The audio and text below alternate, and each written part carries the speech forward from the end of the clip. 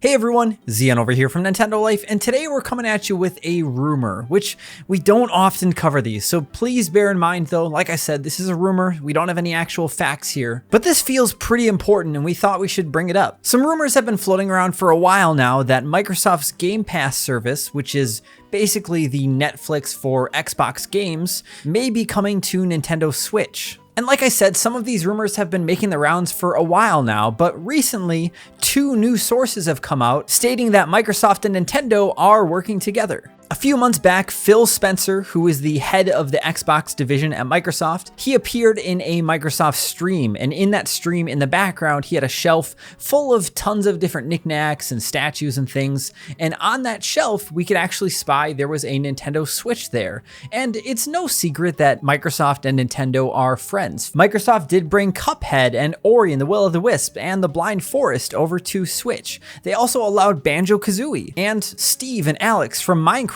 to be in Smash Bros. And sure, some of these things may be more business decisions than anything, but the fact that they're in communication is a good thing. And some of you might think, so what if Phil happens to have a Nintendo Switch on his shelf in the background? Maybe he just wanted to show some love for Nintendo. But we also know that Phil and the team at Microsoft are fairly cheeky with putting different things in the background to kind of surprise fans. During a different stream, Phil Spencer actually had the Xbox Series S hidden in the background on his bookshelf before the series was even announced, and nobody noticed until after the fact. Even Todd Howard from Bethesda back in September of last year teased a new Indiana Jones game by featuring a relic on a shelf in the background as well. But then in a recent podcast for GamesBeat, Jeff Grubb was talking about Phil Spencer and the fact that he has a Luden statue in the background from Hideo Kojima's studio. But during that discussion, Jeff shed a little bit of light about how he was chatting with an anonymous source about how Phil has all these things on display in the background of his streams. And he asked this source if there's anything special there. And Jeff's source stated, yeah, everything there pretty much. Even the Switch too, a little bit. Everything on the back of that shelf has something to do with some future reveal to some extent. Then recently, a user over on Twitter who seems to be a semi-reputable leaker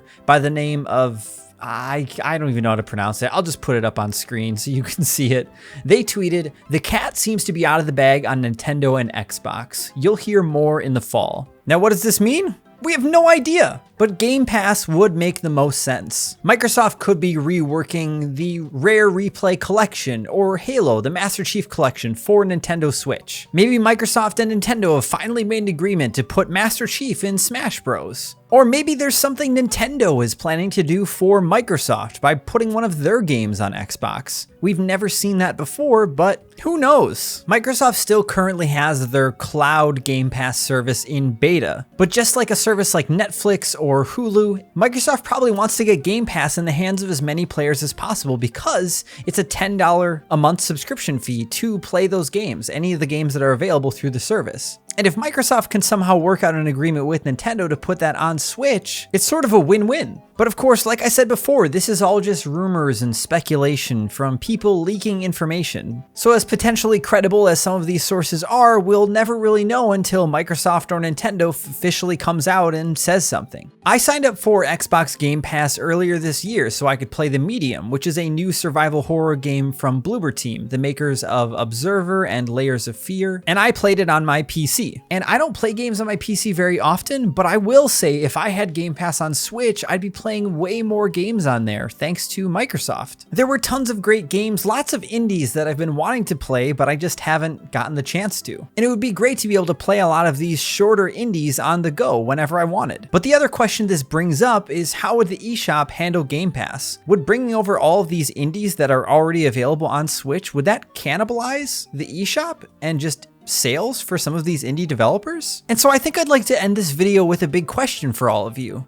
If Game Pass were to come to Nintendo Switch for $10 a month, would you be interested in subscribing to it? Do you already have Game Pass? Do you already have and play Game Pass on your Xbox or your PC? And do you ever find yourself buying games that you've already played through Game Pass, even if you've already beaten them? Or if it was an online multiplayer game? Where does that sit for you? Obviously, we all want Banjo and Kazooie on Nintendo Switch, but is it really the best decision? Is that what we're gonna get out of this Microsoft-Nintendo collaboration? Maybe none of this is even gonna happen. I don't know. It's just all a rumor. But be sure to let us know what you think in the comments down below. I always look forward to reading your thoughts. And not in like a psychic, creepy way. I mean the words that you put in the comments down below.